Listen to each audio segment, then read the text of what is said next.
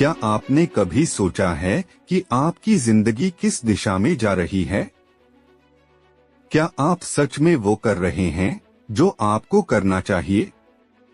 अक्सर हम अपने दिन का एक बड़ा हिस्सा बिना किसी स्पष्ट उद्देश्य के बिता देते हैं, लेकिन एक स्पष्ट उद्देश्य ही हमें एक सार्थक और खुशहाल जीवन दे सकता है। आज मैं आपको एक कहानी सुनाने वाला हूँ, राहुल की कहानी। एक ऐसा युवा जो अपनी जिंदगी के रास्ते से भटक चुका था, लेकिन एक साधारण घटना ने उसकी पूरी सोच बदल दी। अगर आप भी अपनी जिंदगी की दिशा और उद्देश्य तय करना चाहते हैं, तो इस कहानी को अंत तक जरूर सुनिए। यह आपके जीवन को बदल सकती है। राहुल 27 साल का एक युवक था। पढ़ाई में अच्छा था, नौकरी भी ठीक ठाक थी, लेकिन अंदर से खाली महसूस करता था। हर रोज सुबह ऑफिस जाना, काम करना, फिर घर लौटकर मोबाइल स्क्रॉल करना, यही उसकी दिनचर्या बन चुकी थी। उसे लगने लगा था कि उसका जीवन सिर्फ समय काटने के लिए है, न कि किसी उद्देश्य को पूरा करने के लिए। एक दिन उसके बचपन के दोस्त वरुण से मुलाकात हुई। वरुण के चेहरे पर आत्मविश्वास झलक रहा था और उसकी बातें सुनकर राहुल को महसूस हुआ कि वरुण को अपने जीवन का उद्देश्य मिल चुका था। राहुल हैरान होकर, यार तू इतना खुश और मोटिवेटेड कैसे रहता है? मेरा तो कुछ भी करने का मन नहीं करता। वरुण मुस्कुराते हुए, क्योंकि मुझे पता है कि मुझे जिंदगी में क्या चाहिए। और तुझे क्या चाहिए? राहुल चुप हो गया। उसे खुद भी नहीं पता था कि उसे क्या चाहिए। राहुल उलझन में था। अगले दिन वह पार्क में टहलने गया, जब उसकी मुलाकात एक बुजुर्ग आदमी से हुई। बुजुर्ग की आंखों में एक गहरी समझदारी थी। बुजुर्ग मुस्कुराते हुए, बेटा तुम परेशान लग रहे हो, क्या सोच रहे हो? राहुल थोड़ा हिचकिचाते हुए, मुझे समझ नहीं आता कि मेरी जिंदगी की दिशा क्या होनी चाहिए। मैं कुछ भी करता हूँ, लेकिन अंदर से संतुष्ट महसूस नहीं करता। बुजुर्ग ने मुस्कुराकर कहा, क्या तुमने कभी नक्शे के बिना किसी अनजान जगह जाने की कोशिश की है? राहुल, नहीं, अगर मुझे जगह पता न हो तो मैं रास्ता भटक जाऊंगा।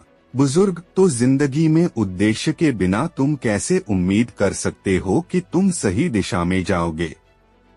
राहुल को पहली बार एहसास हुआ कि उसकी जिंदगी एक बिना नक्शे के सफर की तरह थी।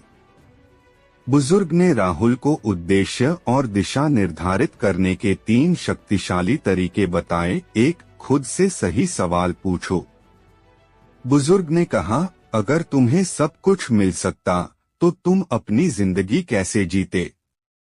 राहुल ने सोचा, क्या पैसा ही उसका अंतिम लक्ष्य है, या वह कुछ ऐसा करना चाहता है जिससे उसे खुशी मिले? जब उसने खुद से सवाल पूछना शुरू किया, तो उसे एहसास हुआ कि उसे हमेशा से लिखने और लोगों को प्रेरित करने का शौक था, लेकिन उसने इसे कभी गंभीरता से नहीं लिया था। 2, छोटी शुरुआत करो, बड़ा सोचो। बुजुर्ग ने उसे समझाया कि उद्देश्य कोई एक दिन में नहीं मिलता। तुम्हें तुरंत कोई बड़ा काम नहीं करना है, लेकिन एक छोटा कदम उठाओ। राहुल ने तय किया कि वह रोज 15 मिनट लिखने की आदत डालेगा। धीरे धीरे यह आदत एक जुनून में बदल गई। 3, उद्देश्य को अपने जीवन से जोड़ो। एक उद्देश्य तभी सार्थक होता है जब वह सिर्फ तुम्हारी नहीं, बल्कि दूसरों की भी भलाई करे, बुजुर्ग ने कहा। राहुल ने सोचा कि अगर वह अपने लेखन के जरिए लोगों को प्रेरित कर सकता है, तो यह सिर्फ उसका शौक नहीं रहेगा, बल्कि उसका उद्देश्य बन जाएगा। कुछ महीनों बाद राहुल एक नए सफर पर था। उसने अपने लेखन को सीरियसली लेना शुरू किया और जल्द ही उसके आर्टिकल्स ऑनलाइन पब्लिश होने लगे।